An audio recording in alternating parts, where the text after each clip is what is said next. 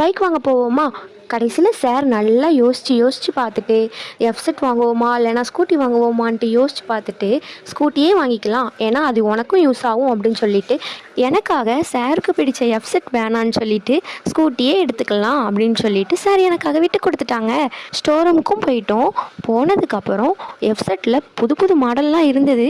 Sir இருந்தாலும் மனசை கட்டுப்படுத்திக்கிட்டு பரவாயில்ல ஒரே முடிவாக எடுத்துருவோம் அப்படின்னு சொல்லிட்டு ஸ்கூட்டிக்கே ஓகே சொல்லிட்டாங்க. நாங்கள் அன்றைக்கி பார்த்த மாடலை விடவும் இன்றைக்கி புது புது மாடல் கொண்டு வந்திருந்தாங்க.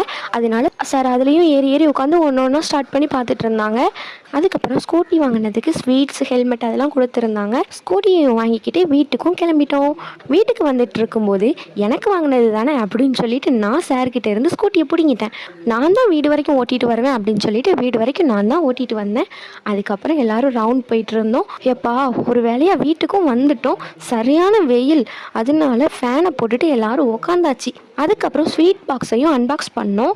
கடலை மிட்டாய் மட்டும்தான் இருந்தது. அதுலேயும் 2 ஃப்ளேவர் இருந்தது. கருப்பட்டி ஃப்ளேவர்லேயும் சீனி ஃப்ளேவர்லேயும் இருந்தது. அவ்வளவுதான். அடுத்த விளாக்ல பார்க்கலாம். டாட்டா.